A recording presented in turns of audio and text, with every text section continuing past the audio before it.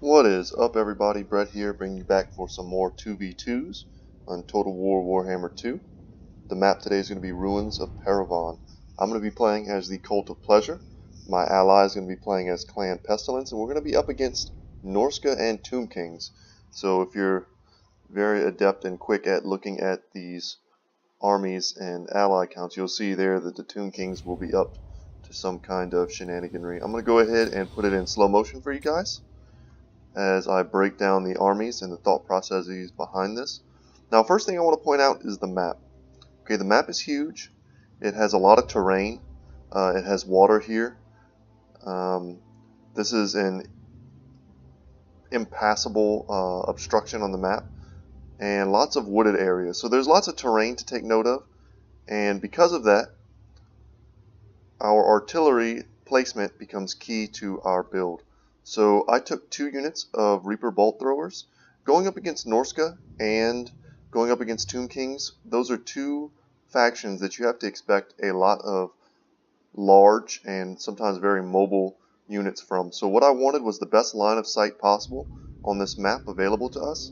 So I'm going to choose to sit here at the bottom of this ravine and giving myself large lines of sight in this direction as well as this direction. All I need to do is pivot my army and I pretty much have an open field to shoot into. Took 2 units of Dark Shards as my armor-piercing ranged core. They're only 600 gold, very cheap option for armor-piercing missiles. My front line, 2 Dread Spears on the flanks, as well as the Blades of the Blood Queen, the Regiment of Renown Hargoneth Executioners, who do have the Guardian ability as well as Frenzy, and they also have physical resistance here if I can click on them. Just cannot click on them. There we go. Physical resistance of 6%, which is being provided by the Death Hag here. So the Death Hag, I like bringing her in conjunction with Marathi. The Death Hag has an ability called Chill Blade, I do believe, and that applies a slowing effect that stacks with its poison, as well as a negative penalty to melee attack, and I want to say it's -5 melee attack, which when you stack it with Marathi's debuffs, and she's someone I know we can click on, so let's go ahead and do that. She has Enchanting Beauty, so enemies around her have -9 melee attack, which is huge, and -8% charge bonus. And if you combine that with Heartrender and the Dark Sword, another 9 melee attack and melee defense negative debuff. So those things are huge. For my spell kit, I only took Melkoth's Mystifying Miasma. I like it as a damage over time ability, but also for its slow. Pit of Shades, for any potential blobbing situations, I want to be able to take advantage of that, get a ton of damage, and you'll see I get a pretty nice one here early on in the battle, as well as Soul Stealer. So Soul Stealer, I'm going to be looking for large blobs of units. If Marathi gets low, it's a very expensive spell. See here, 16 winds of magic to cast that. I'm going to be looking for a giant blob to cast that on, and I'm going to be absorbing health with that spell. And you'll see I get a beautiful Soul Stealer, pretty much a game-changing Soul Stealer here, and I can't wait to show you guys that, as well as her bound spell, the Wand of Caradon. So it's a bombardment ability, and I think I get one off. I hold it for a long time looking to get kind of maximum value out of it, and I think I get one good one this game. Also brought a unit of the Blackguard of Nagaron in my center here. I wasn't that worried about having the ranged component contested. I was mostly fixated on trying to deal with large targets. So the Blackguard of Nagaron being one of the most effective halberd units in the game, and certainly one of the coolest looking. They're going to be great for anchoring my center. War Hydra here, not bad at dueling other large targets. They're more meant for taking out infantry. I like to bring them as opposed to, let's say, the Charybdis or a Black Dragon. Their regen is really powerful. You get them below 50% HP, and let's see if I can get them. Lord, this will frustrate me forever. The another takes its place, so when their hit points drop below 50%, they'll get a huge burst in regen that stacks with the regen that they already have. So very difficult to take these guys out. And that's pretty much my army, guys. Very simple and very focused on dealing with large targets. My Skaven ally here took a single Plague Claw Catapult. Let's get that back in slow-mo. For those of you who aren't aware, they do magical damage, but they also apply a leadership debuff. And I want to say it's -10 leadership to any unit that they come in contact with. They're going to be protecting them with a unit of Storm Vermin with Halberds. An excellent choice. Very resilient. Any units that want to get in the back line and shut down artillery are going to have a hard time dealing with Storm Vermin with Halberds. Very stalwart for being a Skaven unit. So we have 2 Plague Monk Censer Bearers. Very good to keep them in the back lines. They're very expensive. I think they're 1100 gold apiece. They have armor sundering and magical damage, as well as physical resistance. So magic damage does great against them as well.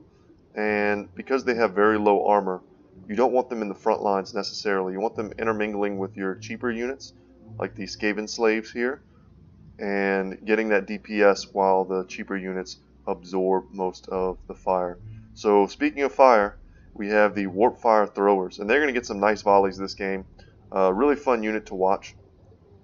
I think there's going to be some tweaks coming in the upcoming DLC to these units. I'm not sure. I do believe I heard someone say that in the Ever-Chosen casting. But I don't know if it's going to be a tweak to range or maybe Arc of Fire, or if they're going to allow for these units to do a little more friendly fire damage. One of the issues with this unit is the way the targeting works in Total War Warhammer is that these units will not shoot if they don't have a line of sight through their own units. But most of the time, you'd rather just kill these 150 gold Skaven Slave Spears if it means that your Warp Fire Throwers will be dealing damage to a high value target. 1 unit of Skaven Slave Slingers. I like this. I usually like to bring about 2 of them. 2 of them together basically equal 1 real skirmisher unit, and they're very cheap. Decent range of 120, and just the sheer amount of fire that they can bring. 105 unit models.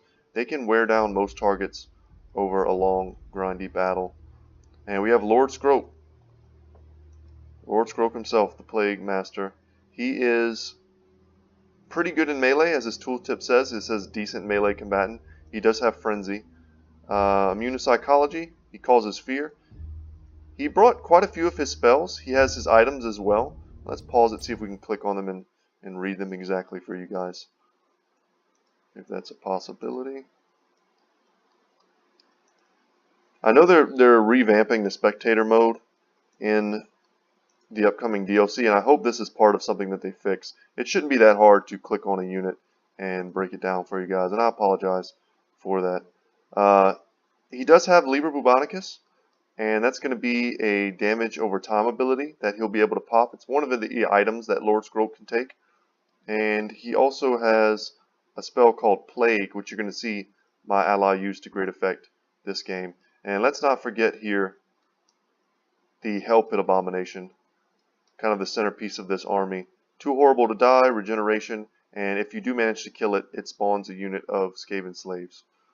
So alright, let's get over to our opponent's side of the field. And at this point early on, we weren't really able to see most of the armies being brought against us. So I was very glad that we decided to settle ourselves that far back.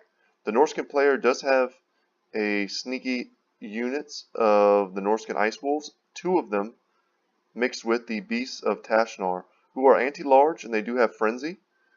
And you mix them together with the Norscan Ice Wolves, who do have the Frostbite slowing effect.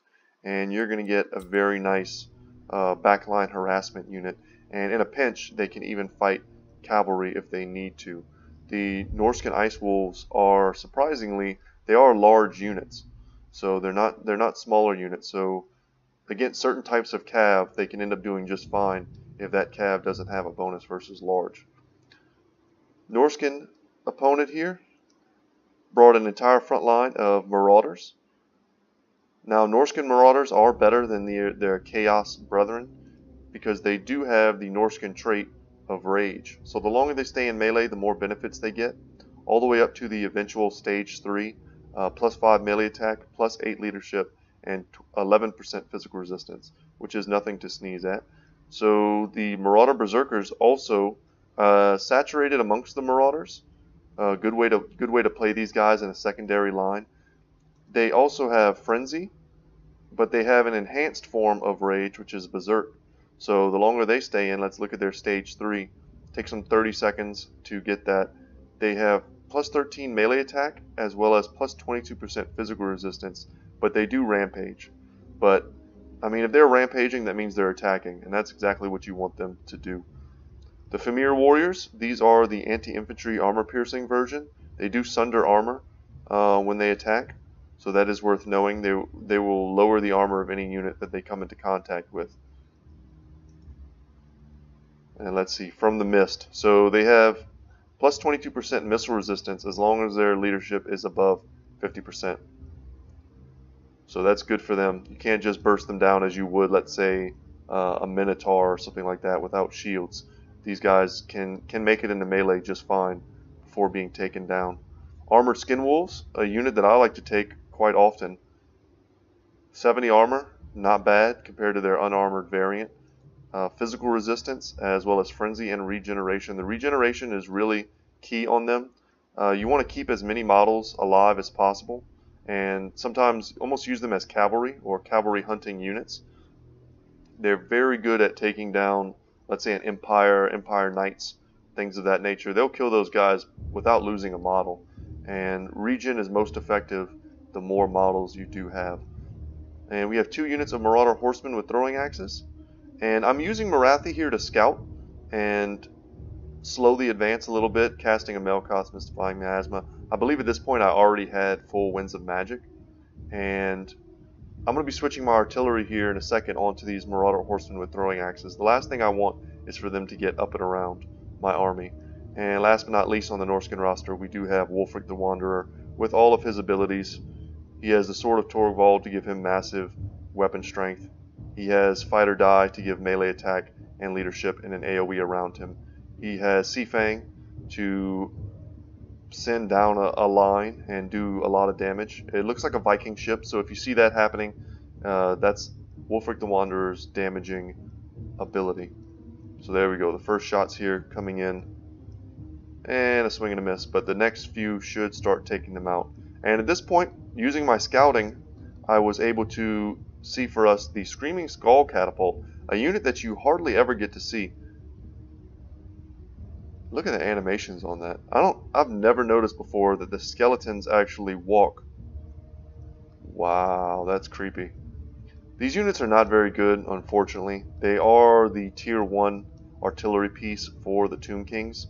They do have a magic attack, and they do have a leadership penalty on hit, but they're just very inaccurate. Their range is fine at 380, I feel. They're just super inaccurate, and you'll see over the course of this long game, they fire unobstructed, and they contribute almost nothing. Now, this is where the memery comes in. Cetra on the Chariot of the Gods. Don't hate that. He's extremely expensive when you take him on the chariot. It gives him flaming and magical attacks, as well as 100 charge bonus. So if microed correctly, he devastates front lines. His acceleration, once he gets into a front line, a lot of units will have trouble pulling away from that front line to cycle charge, rinse, repeat. But Cetra is able to zip in so quickly, blast through the line, and then pull himself out. And then if you do like the little cycle going around, his acceleration is excellent. He can charge from a very short distance and still get that 100 charge bonus, which is huge. And just a massive amount of chariots. And you'll see here, I didn't notice it at the time, but they're all ranked up, full chevrons, rank 9. So great stats on them. Now, unfortunately, for our opponent, they're not going to be able to make use of the Tomb King's passive ability, which is the Realm of Souls. The more units you lose as the Tomb Kings, the more Realm of Souls procs. And see here if I can... It's not going to show on these units. We need to get up close and personal here.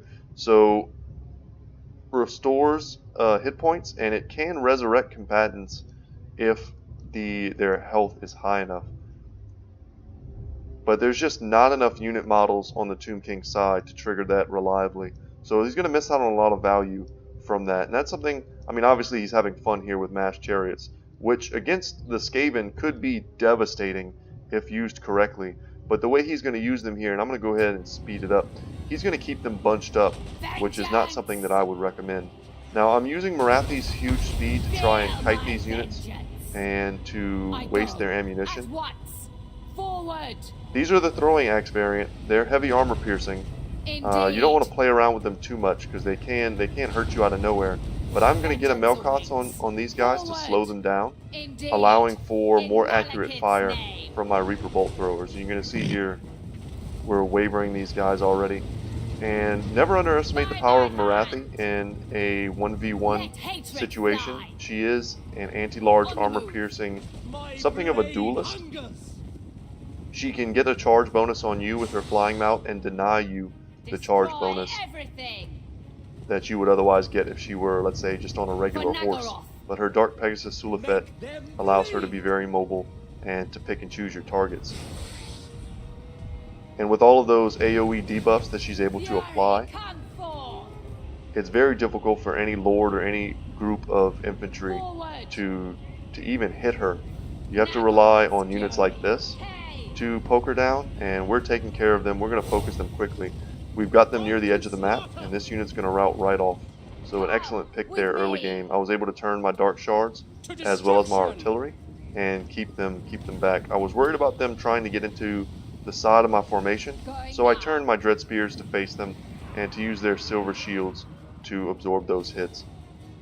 Just skirmishing a little bit with Marathi. These clan rats with spears are going to get into them, and they're excellent at taking these guys down.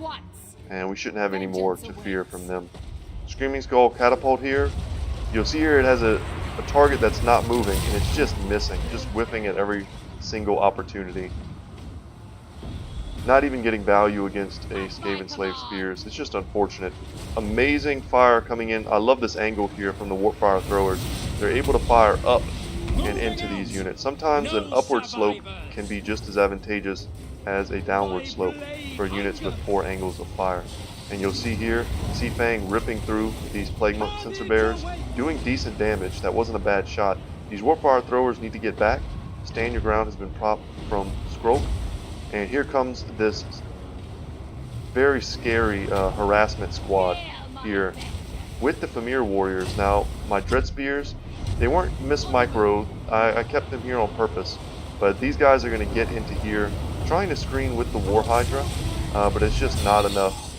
The War Hydra does cause terror, and these units are very low leadership. So you combine them with the spears. Once again, remember these guys are large targets. Spears will do great work against them. But they're in our back line right now. Murderer's Prowess has procced. Quite a few spells have gone off. So here, this was... Oh man, this is what I wanted to show you guys. Unfortunately, I missed it. I got Marathi up and around, and I cast a Soul Stealer on this entire blob of chariots. And had the Tomb King's player made a straight line formation and come straight in this way to our front line, something like this could never have happened, and they would have gotten lots of value from the chariot. So at this point, after that Soul Stealer, you see here I did at least 20% damage to every single one of these units and healed up Marathi in the process while they're taking fire from the Reaper Bolt Throwers. Devastating. And they were so put off by that single spell that they didn't even charge into the front line. So they left the Norskin player high and dry, taking all that damage. I had a nice Pit of Shades here, and you'll see the bodies to prove it. And a nice Plague was cast here from Lord Skrulk, and you'll see the bodies from that as well. So I didn't feel the need to engage with my elite infantry. I was very worried about these chariots coming back in. So I wanted to keep my spearmen in front of my Reaper Bolt throwers as well as my Dark Shards. Right here we have the Hell Pit Abomination is going to be getting in on the action. Hell Pit Abomination's 500 weapon strength. They should be able to take someone out every time they swing. And I want to get the Death Hag in melee here. You'll see it's applying that debuff. You'll see this little kind of aura going off, and that's the slow effect and the melee attack debuff going down on them. Skullstorm attempting to tear into my spears and perhaps my Blades of the Blood Queen. Not going to cut it. I bring over my Blackguard of Nagaron with these clan rats with spears as well as Marathi's anti-large, and we're able to destroy Wulfric the Wanderer. I also cast my Doom Bolt bound effect on him, and it was able to do quite a bit of damage as well. And he's nearly off the field already. Some nice summons here from Lord Scroll. He's going to save our back line with those summons, really muck up the charge of the skeleton chariots, which is excellent. And here we go. So here's the Rod of Corruption, very good at doing damage to lots of units, and that's one of Lord Scroll's 2 bound abilities. He's also used Blessed with Filth, giving all of our infantry units armor piercing damage, debuffs, speed debuffs, just tons of debuffs in melee, and we're going to be able with that to drag down these skeleton chariots quite nicely. And I'm going to get another Soul Stealer here. So we just have tons of AoE damaging abilities that are making it so that these skeleton chariots are super ineffective. And I think it's at this point, yeah, the first Realm of Souls trigger procs for the Tomb Kings, but it's too little too late. Their disjointed engagement with their Norscan ally, who had a very good army, I might add, just makes it so that they really had no chance of winning.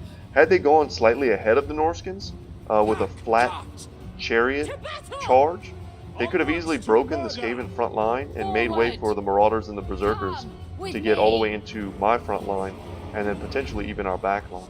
Just a bit of a disjointed engagement I would blame for that crushing defeat there for the Marauders and the Berserkers. And now we're trying to catch Cetra. He's using, well, there's the end of the game, but he was giving himself plus 44% physical resistance to stay alive there. But at that point, it was over. The Skaven meat shield took a lot of that damage for me, and had that been a long, very attrition-y game, my front line was very healthy. I mean, a perfectly intact Blades of the Blood Queen, Hydra, and Blackguard of Nagaron, as well as a Death Hag and Marathi. Those were all very solid backline units. Yeah. Skaven Slaves did their job. They did exactly what we needed them to do. They got killed. Plague Monks did excellent. The secondary line of Plague Monks, very good against the unarmored Marauder and Berserker units. Almost a perfect counter. It's almost as if he knew exactly what they were going to pick, because this army is very tailor-made to fight this army. Even the Hell Pit Abomination would be an excellent counter versus this anti-large Frostbite Goon Squad. And all of these units of Plague Monk, Censer Bearers, the Halberds, they're all very good against them. So having an army, let's say you break this down to 2 1v1 battles, Captain Titus's army would have been very good against Nurgle's army, and my army would have been good probably against both of them. Maybe a little less so against the Norscan army just because it went very wide. But yeah, their ultimate demise was certainly this meme build here. Even spending all this gold on the chevrons was probably a bit of a mistake. And if you're going to go that hard into chariots, you want to go all the way. You know, subtract a spell or two from Cetra, take away all these chevrons, take away the Screaming Skull Catapult, and you probably got 3 or 4 more chariots. And you can go even wider and troll even harder. So yeah, like the Norscan build, he did his best, considering he was mostly unsupported. Yeah, just good, solid teamwork from me and Titus. Positioning there was key. Had we had to move forward and advance, we were certainly ready to do that. Camping in 2v2s isn't fun but when you have the artillery advantage, you want to make use of it. And we didn't spam artillery by any means. 2 Reaper Bolt Throwers and a Plague Claw Catapult is not spamming artillery. So with that advantage, we wanted them to come to us, and forcing them to come to us gave us quite a big advantage and allowed us to get a lot of fire and a lot of spells cast before they even got to our front lines. So alright guys, without any further ado, my name is Brett, my channel is Good Talk Gaming. If you like this replay commentary, please like the video, subscribe if you haven't already, and comment if you got something to say. If you think there's something I can do to make these videos better, I would love to hear it, and I appreciate your feedback. So thank you guys, and have a great day.